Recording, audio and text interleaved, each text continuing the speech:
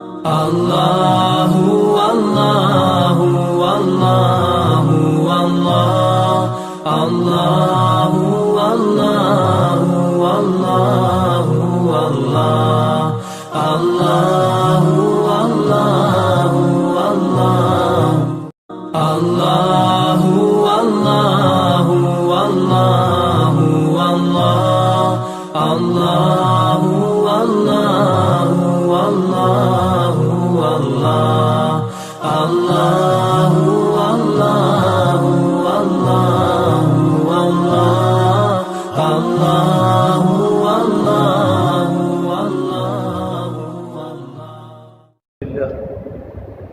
الحمد لله الذي بعث لنا سيد البررة فعلمنا العبادات والأضحية. أشهد أن لا إله إلا الله وحده لا شريك له، وأشهد أن سيدنا وسندنا وأولانا ومولانا محمدا عبده ورسوله صلى الله عليه وعلى آله وأصحابه وأتباعه. أما بعد فأعوذ بالله من الشيطان الرجيم. بسم الله الرحمن الرحيم. والفجر وليال عشر والشفع والوتر والليل إذا يسر هل في ذلك قسم لذي حجر. وقال سبحانه تبارك وتعالى لن ينال الله لحومها ولا دماؤها ولكن يناله التقوى منكم. وقال النبي صلى الله تبارك وتعالى عليه وسلم ما من أيام أحب إلى الله أن يتعبد له فيها من عشر ذي الحجة الحرام يعدل صيام كل يوم منها بصيام سنة وقيام كل ليلة منها بقيام ليلة القدر. وقال عليه الصلاة والسلام صيام يوم عرفة أحتسب على الله أن يكفر السنة التي قبله والسنة التي بعده. عن زيد بن أرقم رضي الله تعالى عنه قال أصحاب النبي صلى الله تبارك وتعالى عليه وسلم ما هذه الأضاحي؟ قال سنة أبيكم إبراهيم عليه السلام. قالوا فما لنا فيها يا رسول الله؟ قال بكل شعرة حسنة. قال ما الصوف يا رسول الله؟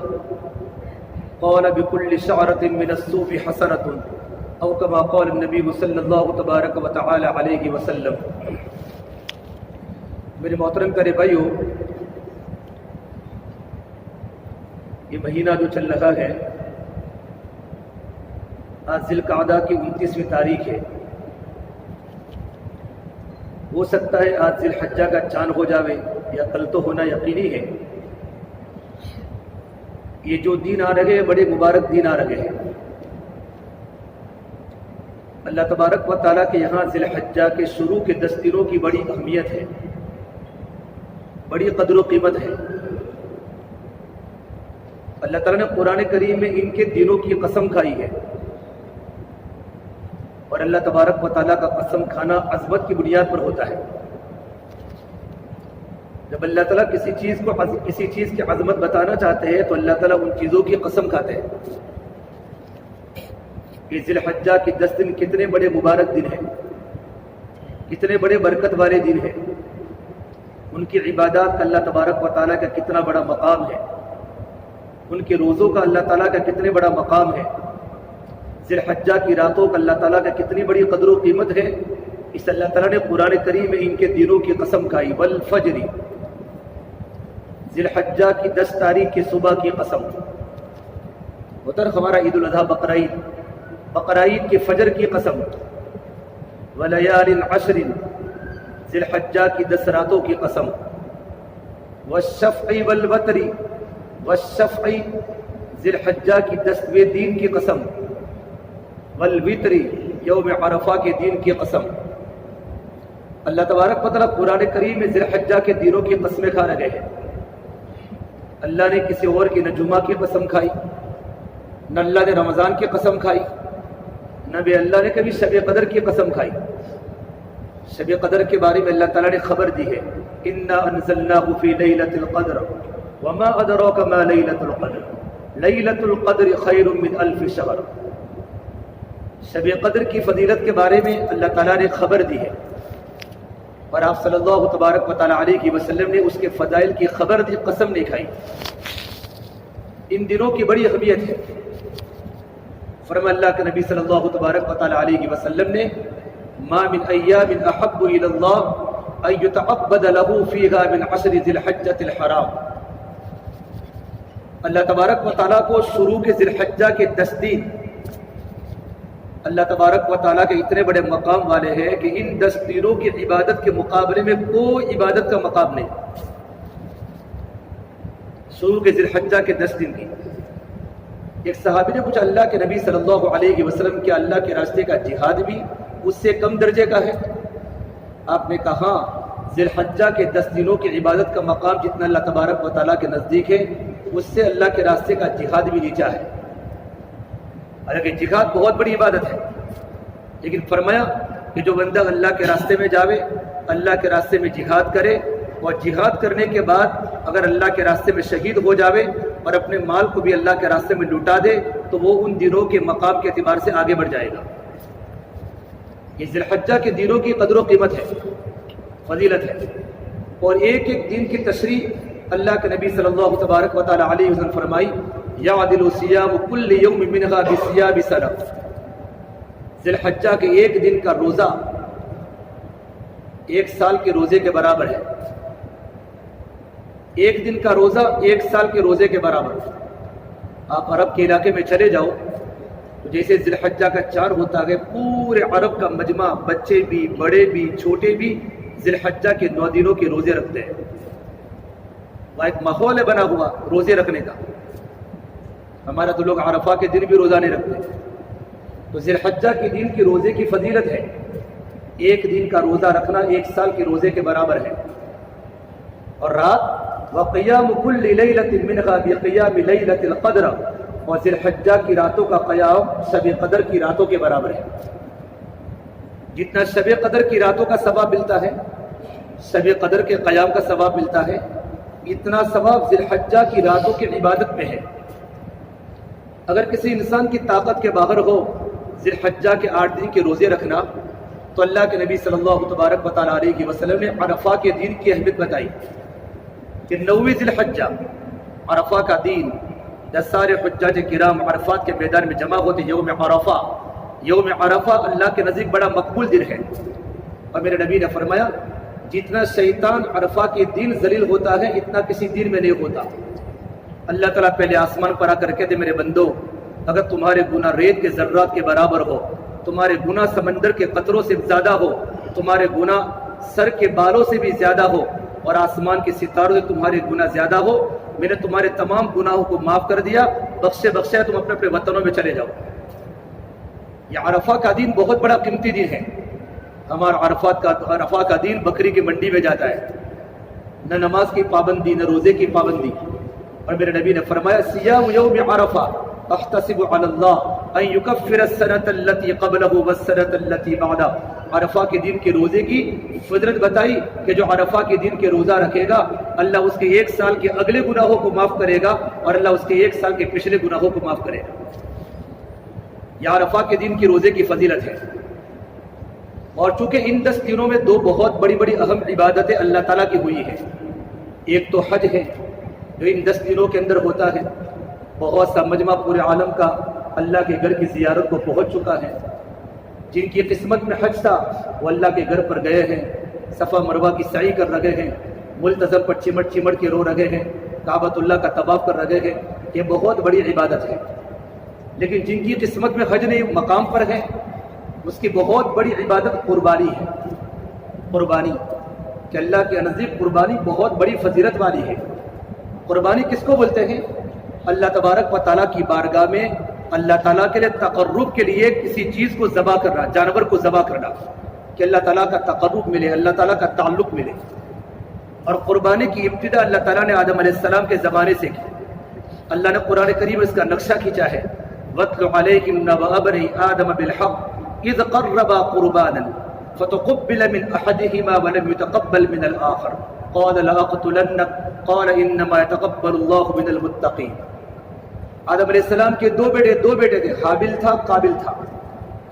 اللہ کا حکم آپ قربانی کرنے کا، تو حابل نے مینڈے کی قربانی کی اور قابل نے اپنے کھیت کی پیداوار میں سے کچھ غلہ اللہ کے راستے میں صدقہ کیا۔ اور پہلے نبیوں کے زمانے میں اللہ تعالیٰ کی بارگاہ میں قبول ہونے کی علامت کیا تھی؟ آسمان سے آگ آتی تھی اور آگ آنے کے بعد قربانی کو کھا جاتی تھی، تو وہ قربانی اللہ تعالیٰ کی بارگاہ میں قبول ہوتی تھی۔ حابل نے مینڈے کو ذبح کیا، آسمان سے آگ آئی، بقربان تأکلہ النار، اور آگ نے آ کر مینڈے کو کھا لیا، تو حابل کی قربانی اللہ کی بارگاہ میں قبول ہو گئی، اور آگ نے صدقے کو، گلے کو ہاتھ بھی نہیں لگایا، تو قابل کی قربانی اللہ تعالیٰ کی بارگاہ میں قبول نہیں ہوئی۔ مال غنیمت کے بارے میں ایسا تھا، پہلے انبیاء کی قومیں اور انبیاء علیہ السلام جب کافروں سے جہاد کرتے تھے، اور جہاد کے کرنے کے بعد جو مال غنیمت ہاتھ میں تھا، مال غنیمت، تو مال غنیمت استعمال کرنے کی اجازت نہیں تھی۔ باندیا، غلام، تلوار، نیزے، یہ جو مال غنیمت ملتا تھا کفاروں کا، یہ مسلمانوں کے لیے حلال نہیں تھا۔ ان کو پہاڑی پر رکھا جاتا تھا اور آسمان سے آگ آتی تھی اور آگ آ کر مال غنیمت کو کھا جاتی تھی، تو یہ مال غنیمت اللہ تعالیٰ کی بارگاہ میں قبول ہوتا تھا۔ یہ تو اللہ کے نبی صلی اللہ تبارک و تعالیٰ علیہ وسلم کی فضیلت ہے کہ میرے نبی نے فرمایا احلت لی الغنائم، اللہ نے میرے لیے مال غنیمت کو بھی حلال کر دیا، اور اللہ نے قربانی کے جانور کو ذبح کرنے کے بعد قربانی کے جانور کا کھانا بھی اللہ نے حلال کر دیا۔ ایک مہینہ، دو مہینہ ہمارے فریج میں گوشت باقی رہتا ہے۔ یہ محمد عربی صلی اللہ تبارک و تعالیٰ علیہ وسلم کی دعاؤں کی برکات ہے، اور یہ ختم نبوت کا معجزہ ہے کہ اللہ نے اس امت کے لیے مال غنیمت کو بھی حلال کیا اور قربانی کے جانور کا کھانا بھی حلال کیا۔ ایک عجیب قسم کا واقعہ ان دنوں کے اندر پیش آیا ہے۔ قربانی کی ایک ہوتی ہے صورت اور قربانی کی ایک ہوتی ہے روح۔ صورت تو یہ ہوتی ہے کسی جانور کو ذبح کرنا، اور روح ہوتی ہے اللہ تعالیٰ کے بارگاہ میں ایثار نفس سے پیدا کرنا، کہ جب اللہ تعالیٰ کا حکم آوے تو جان اور مال کو لگانے میں دریغ نہیں کرنا چاہیے، بلکہ اللہ کے سامنے سر تسلیم خم ہونا چاہیے۔ اللہ تعالیٰ نے ابراہیم علیہ السلام، اللہ تعالیٰ کے بڑے پیغمبر ہیں، اللہ نے ابراہیم علیہ السلام کو بڑے امتحانات میں ڈالا ہے۔ وَإِذِ ابْتَلَىٰ إِبْرَاهِيمَ رَبُّهُ بِكَلِمَاتٍ فَأَتَمَّهُنَّ قَالَ إِنِّي جَاعِلُكَ لِلنَّاسِ إِمَامًا قَالَ وَمِن ذُرِّيَّتِي قَالَ لَا يَنَالُ عَهْدِ الظَّالِمِينَ۔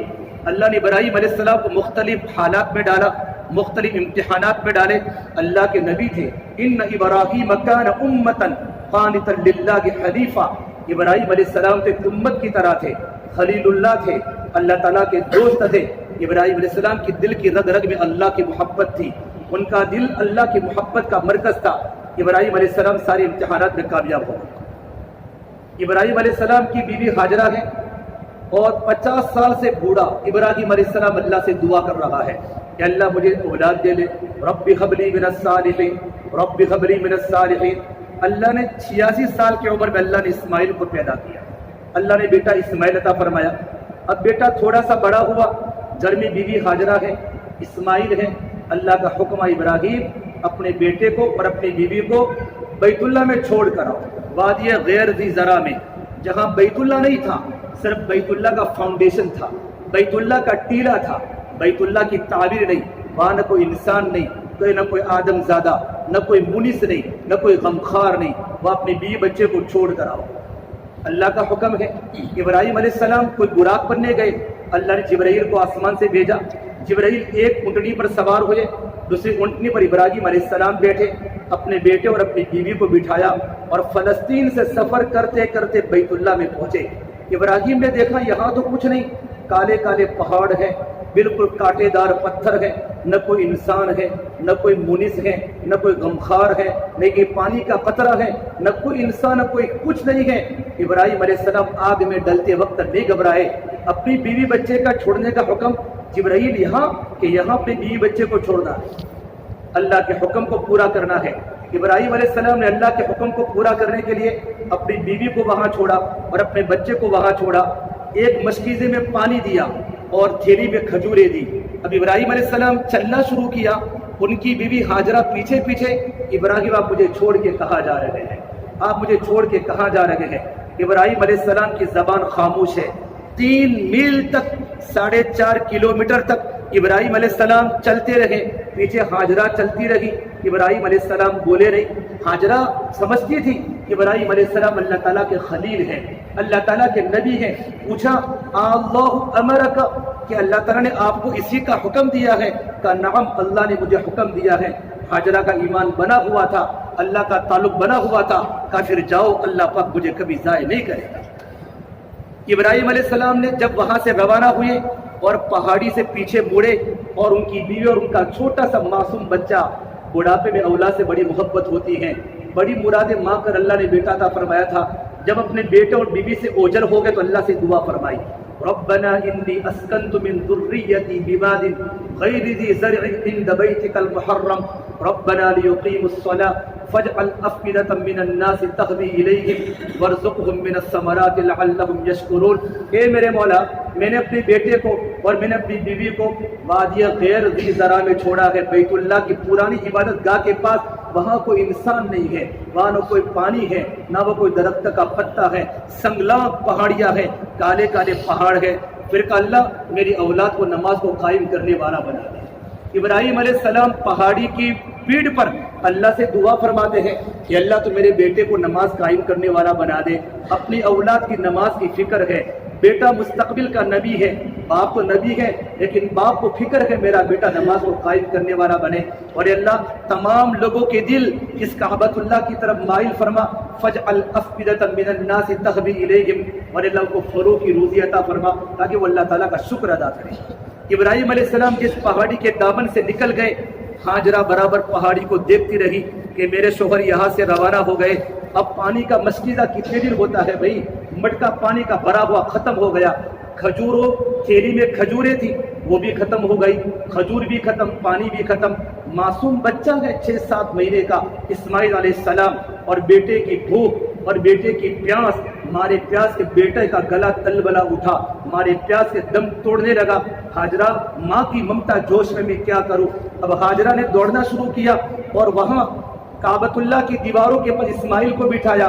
ہاجرہ صفا پہاڑی پر چڑھی. آج بھائی صفا پہاڑی کا صرف نام و نشان ہے, وہ بڑی صفا پہاڑی تھی. ہاجرہ صفا پہاڑی پر چڑھی پانی کی تلاش میں اپنے بیٹے کو پانی پلاؤ. دوڑتی وہاں گئی, وہاں کوئی دکھا نہیں, کوئی انسان نہیں دیکھا. پھر پیچھے دیکھا کہیں میرے بیٹے پر کوئی گڑیا حملہ نہ کر دے. پھر وادی میں آئی اور اپنے بیٹے کو چوما اور اپنے بیٹے کے پیشانی پر بوسہ دیا. پھر مروہ کی طرف دوڑی. آج کا حاجی صفا مروہ کی صحیح کرتے تھک جاتا ہے, اس کے پیروں میں ورم آ جاتا ہے. وہ تو کانٹے دار جھاڑیاں تھی, وہ تو سنگلاق پہاڑیاں تھے, وہ تو کالی کالی چٹانیں تھی. ہاجرہ مروہ کی طرف دوڑی. پھر دیکھا کوئی انسان مجھے مل جاوے یا کہیں سے پانی کا قطرہ مل جاوے, کچھ نہیں ملا. پھر نیچے اتر آئی وادی میں اور اپنے بیٹے اسماعیل کو چوما.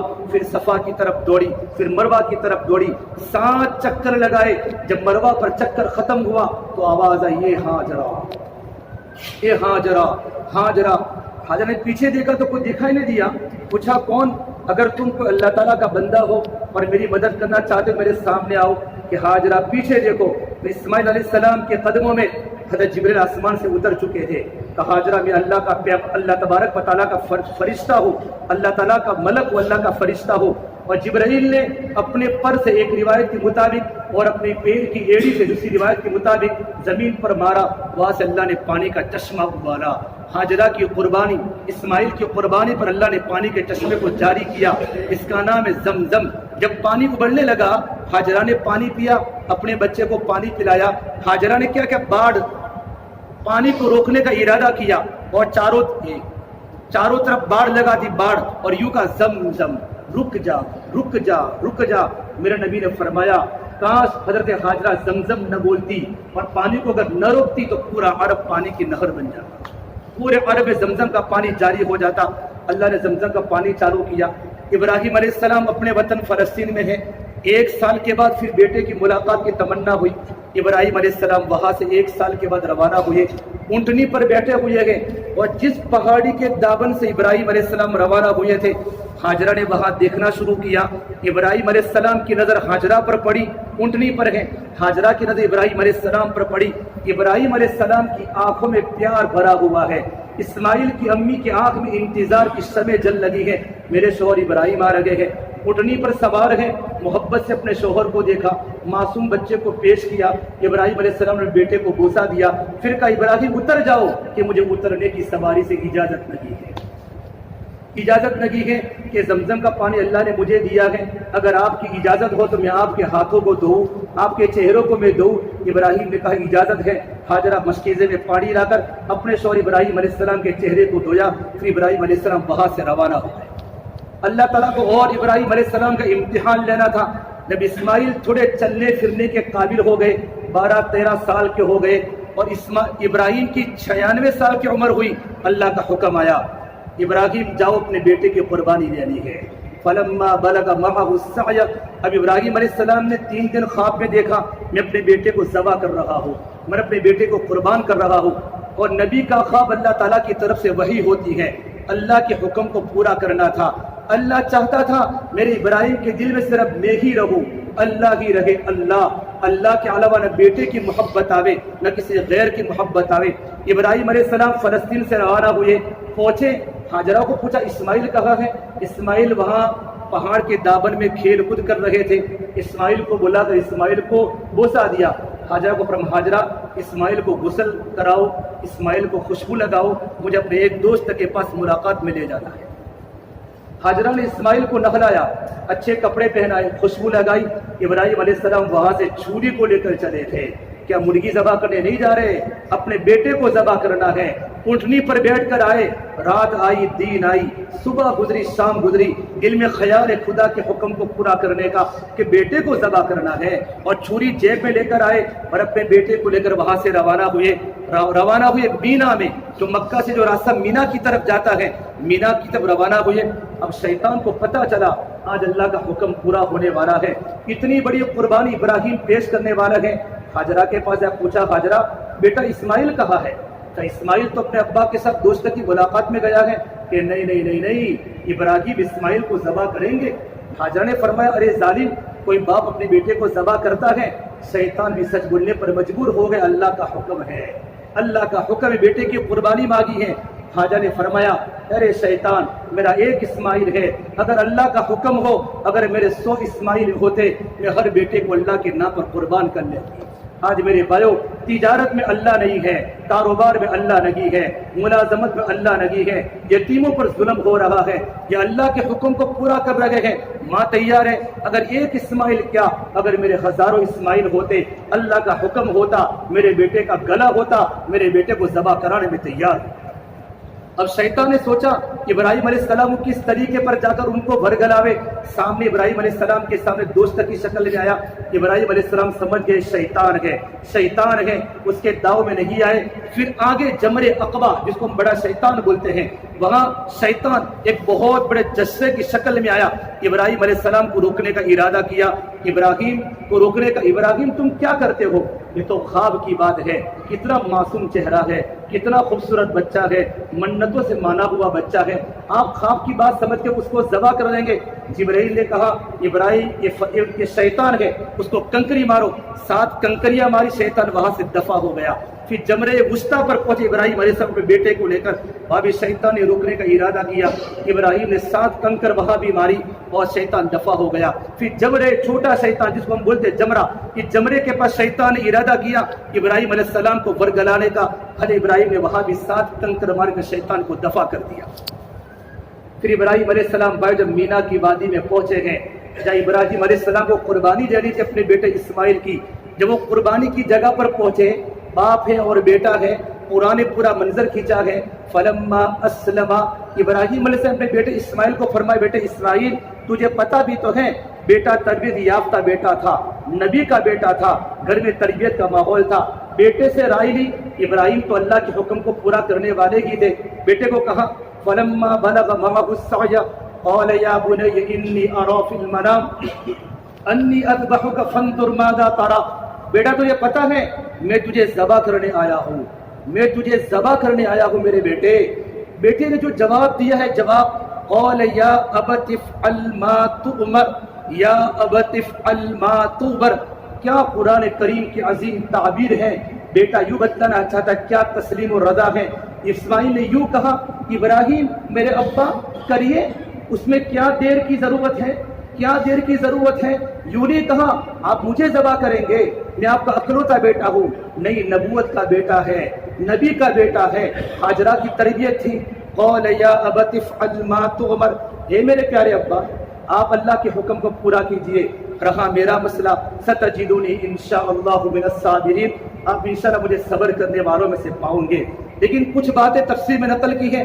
اسماعیل نے کہا میرے پیارے ابا آپ میرے ہاتھوں کو بھی باندھ لینا، آپ میرے پیروں کو بھی باندھ لینا، ذبح کرتے وقت کہیں ایسا نہ ہو آپ میرے ہاتھوں کو کھول دو تو ذبح کرتے کرتے میرا ہاتھ کہیں آپ کو لگ جاوے تو کہیں مرتے وقت باپ کی بے ادبی نہ ہوگی۔ میرے بھائیو کیسا بچہ ہوگا نبی کا کہ موت کے وقت بھی اور ذبح ہوتے وقت بھی باپ کے ادب کا خیال ہے۔ پھر کہا میرے پیارے ابا میرے کرتے کو نکال دینا، میرا کرتا جب میری امی دیکھے گی تو میری امی کو دے کر، میرے کرتے کو دے کر میری امی کو تسلی ہوگی، آپ اپنا کپڑا نکال کر مجھے کفن دے دینا۔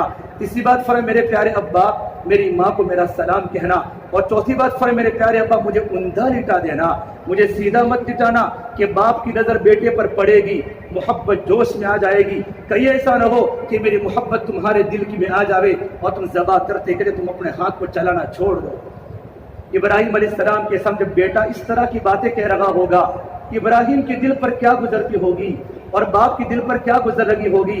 حضرت ابراہیم نے بیٹے کو بوسہ دیا اور یوں کہا میرے پیارے بیٹے، اے میرے پیارے بیٹے تم اللہ تعالیٰ کے حکم کو پورا کریں، میرے تم کتنے مددگار۔ حدیث فلما اسلما، باپ اور بیٹے دونوں تیار ہو گئے۔ ابراہیم علیہ السلام نے اپنے بیٹے اسماعیل کے ہاتھ کو باندھا اور پیروں کو باندھا اور کندھا لٹا دیا۔ وَتَلَّهُ لِلْجَبِينِ، ابراہیم علیہ السلام کا گھٹنا اسماعیل کے کمر پر ہے اور یوں کر کے بال پکڑے اور بال پکڑ کے اللہ کی طرف دیکھا، اے رب العالمین تو یہ چاہتا ہے کہ میرے دل میں اسماعیل کے علاوہ بھی کوئی ہے؟ نہیں نہیں نہیں نہیں، میرے دل میں تو ہی تو ہے۔ ان صلاتی و نسکی و محیا مماتی للہ رب العالمین، میرے دل میں اللہ اسماعیل کی بھی جگہ نہیں، میرے دل میں صرف تیری محبت ہے، تیرا یقین ہے، تیرا تعلق ہے۔ پھر کہا اللہ اگر تو میرا امتحان لے رہا ہے تو مجھے امتحان میں کامیاب کر دے۔ ابراہیم علیہ السلام نے مینا کی وادی میں اسماعیل کے بالوں کو یوں پکڑا اور یوں کر کے نیچے چھری لے کر ذبح کرنے کا ارادہ کیا۔ اللہ کی قسم حدیث میں لکھا ہے آسمانوں پر فرشتوں میں رونے کا کوہرام مچ گیا، یہ کیا ہونے والا ہے؟ اگر مینا کی وادی میں اگر تھوڑے بھی اگر احساسات ہوتے تو مینا کی وادی پھٹ جاتی، ہوائیں تھم گئی اور ابراہیم علیہ السلام اللہ کے حکم کو پورا کر رہے ہیں، اللہ کے حکم کو پورا کر رہے ہیں۔ فرشتے صرف دو بار روئے اپنی زندگی میں، ایک بار ابراہیم علیہ السلام جب اپنے بیٹے کی قربانی لے رہے تھے، ذبح کر رہے تھے، اس وقت روئے ہیں، اور دوسری مرتبہ جب محمد عربی صلی اللہ تبارک و تعالیٰ علیہ وسلم کو طائف والوں جب پتھر مارے ہیں اور نبی کا خون نکالا ہے اور آپ بے ہوش ہو کر زمین پر گرے ہیں، تب بھی فرشتوں میں آسمانوں میں رونے کا کوہرام مچ گیا۔ ابراہیم علیہ السلام بیٹے کو ذبح کر رہے، اب چھری چلتی نہیں۔ تفسیر انوار قرآن میں لکھا ہے اسماعیل نے کہا میرے پیارے ابا ہو سکتا ہے اللہ کو یہ منظور ہو، میری نصیحت اللہ کو مقصود نہ ہو، مجھے سیدھا لٹا دو تاکہ نظر ملے، محبت بھی کچھ لے اور مجھے سیدھا لٹا کر مجھے قربان کر دو۔ ابراہیم علیہ السلام اپنے بیٹے کو ذبح کر رہے ہیں، اللہ تعالیٰ دیکھ رہے ہیں، فرشتے آسمانوں پر رو رہے ہیں، اتنی بڑی عبادت اللہ تعالیٰ کی آج ہونے والی ہے۔ اچانک آسمان سے آواز آئی وَنَادَيْنَاهُ أَن يَا إِبْرَاهِيمُ قد صدقت الرؤيا إنا كذلك نجزي المحسنين إن هذا لهو البلاء المبين وفديناه بذبح عظيم وتركنا عليه في الآخرين سلام على إبراهيم۔ ابراہیم علیہ السلام اوپر دیکھا جبریل السلام مینڈے کو لے کر دمبے کو لے کر آسمان سے آ چکے تھے۔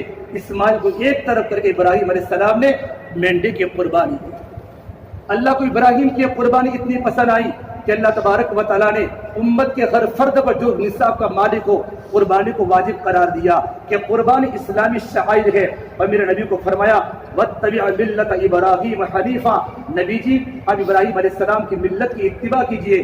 محمد عربی صلی اللہ تبارک و تعالیٰ علیہ وسلم اپنی زندگی میں ہمیشہ آپ دو چھترے کی قربانی کرتے تھے، دو مینڈے کی قربانی کرتے تھے، ایک مینڈا اپنی طرف سے دوسرا مینڈا آپ پوری امت کی طرف سے کرتے تھے، اور حج کے موقع پر آپ نے 63 اون قربان کے 63 اون کی آپ نے نحر کیا، آپ نے قربانی دی۔ حدیث پاک میں لکھا ہے آپ صلی اللہ تبارک و تعالی علیہ وسلم جب قربانی کرتے تھے، اونٹ دوڑتے تھے اللہ کے نبی کے پاس آنے کے لیے، پہلے میں ذبح ہو جاؤں، پہلے میں ذبح ہو جاؤں۔ بھائیو قربانی کا دن آ رہا ہے، اور میرے نبی نے فرمایا کہ اللہ تبارک و تعالیٰ کو ما من عمل، جس دن ذو الحجہ کے 10ویں دن اللہ تعالیٰ کو قربانی سے زیادہ کوئی عمل اللہ تعالیٰ کو محبوب نہیں ہے۔ کیوں؟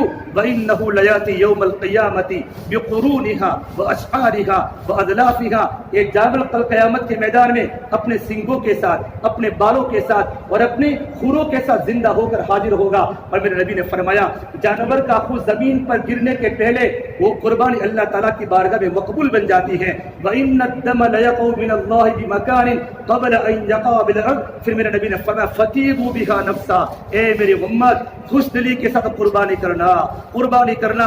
مدرسوں میں پیسے کم دو میرے بھائیوں قربانی کے، خود قربانی کرو۔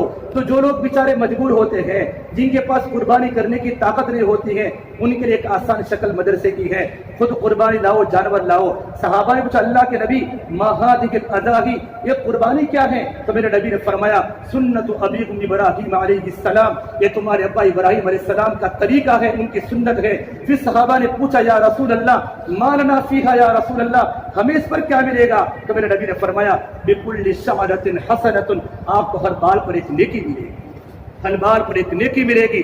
انسان پورا دن جانور کے بال گننا چاہے گن نہیں سکتا، اللہ جانور کے بالوں کے برابر اللہ پاک نیکیاں دے گے۔ اصل بھائیو اللہ کی بارگاہ میں قبول ہونا ہے، لن ینال اللہ لحومها ولا دماؤها ولكن يناله التقوى منکم، اللہ کو تمہارے گوشت کی ضرورت نہیں ہے، اللہ کو تمہارے چمڑے کی خون کی ضرورت نہیں ہے، اللہ تمہارے دل کی قربانی دیکھنا چاہے، تمہارے دل میں اللہ کے بارے میں کیا ہے، تمہارے دل کی نیت کیا ہے۔ بھائیو کل سے ذی الحجہ کا دن شروع ہو رہا ہے، میں نے شروع کے 10 منٹ میں ذی الحجہ کے دنوں کی فجرت بتائی، والفجر میں اللہ نے کیا فرمایا، ایک دن کا روزہ 1 سال کے برابر، ایک رات کی عبادت شب قدر کی رات کے برابر، اور عرفہ کے دن کا روزہ 9 ذی الحجہ کا روزہ، اللہ 1 سال کے پہلے گناہوں کو معاف کرے گا، 1 سال کے پچھلے گناہوں کو معاف کرے گا۔ اللہ ہم تمام ان تمام باتوں پر اللہ پر عمل کرنے کی توفیق دے۔